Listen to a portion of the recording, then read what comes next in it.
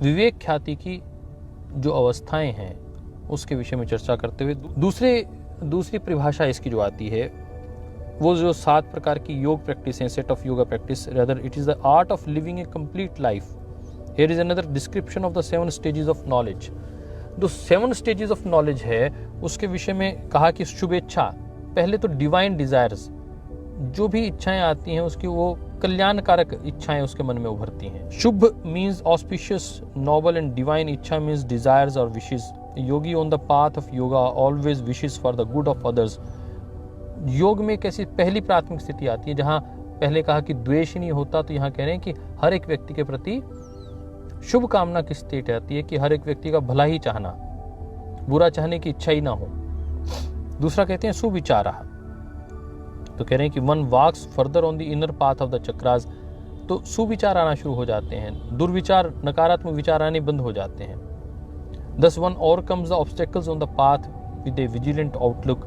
और वह भीतर से जो चक्र हैं, अष्ट चक्रों की ओर, मूलाधार से अष्ट चक्रों की ओर अग्रसर होता है। Here there is need for the grace of guru. यहाँ पर गुरु की आशीर्वाद की आवश्यकता होती है। तनु मानसाहा, थिननेस ऑफ द माइंड और ट्रांसपेरेंसी ऑफ द माइंड। जो मन है उसकी जो वृत्तियां हैं उसको निरंतर कम होना शुरू होती हैं। और outer movement in love and devotion, the minds restlessness in impurities become thin. जो मन की अशुद्धियां हैं, मन के जो कुविचार हैं, नकारात्मकताएं हैं, वो कम होना शुरू हो जाती हैं। जो रेस्टलेसनेस थी, बार बार मन डावाडोल होता था, ये करूं ना करूं, ऐसा करना चाहिए या नहीं करना चाहिए, उस सब स्थिति से वह ऊपर आ जाता है। तो कहते हैं उसके बाद सत्तापति, experience of existence of the soul and the god. ये चौथी स्थिति बता रहे हैं। Through the fire of discriminating knowledge one experience the presence of soul और गॉड इन एवरी ब्रेथ।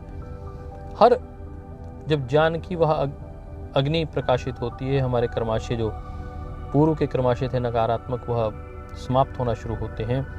तो जो डिस्क्रिमिनेटिंग नॉलेज है, one experience the presence of the soul और गॉड इन एवरी ब्रेथ।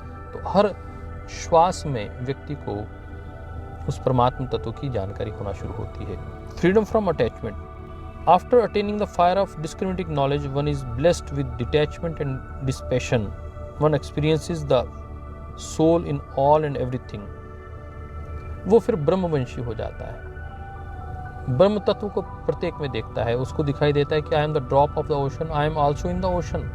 चारों ओर पानी ही है, चारों ओर ब्रह्म तत्व है, मेरे आसपास हर जगह पर ब्रह्म तत्व है, बस वह उसको अनुभव करने की बात है। तो कह रहे हैं कि फिर पदार्थ भाविनी, पहले तो उसको वो केवल दिखाई देता है, फिर वो उसको एब्जॉर्ब कर लेता है, फिर उसको वो मान लेता है। केवल पहले देखना, ब्रह्म तत्व को देखने का भाव पैदा होता है। फिर कहते हैं पदार्थ Bhavini, absorbed at the feet of the Lord. फिर आप उस ब्रह्म में हो जाते हैं, ब्रह्म में ही लीन हो जाते हैं। The state of perfection of the 4th and 5th state described earlier in the state of experiencing the soul everywhere. This is the state where one's mind is on the feet of the Lord and one also experiences creation at the divine feet. हर वक्त वह परमात्मा के चरणों में उसका ध्यान रहता है उस योगी का। यह उसकी छठी अनुभूति रहती है, प्रज्ञा का छठा स्तर रहता है। तो कहते हैं तुर्यगः, तो तुर्य अवस्था जो है वह enlightenment, this is the state of ultimate experience of the eternal union with the divine. आंतरिक रूप से, जो बाह्य रूप से आप डिटैच हो जाते हैं नेचर से, तो आंतरिक रूप से आप परमात्मा से वैसे ही जुड़ना शुरू हो जाते हैं। इसे कहते हैं eternal union with the divine. तो आज हमने जो 7 प्रज्ञा थी, सप्त प्रज्ञा के विषय में पढ़ा।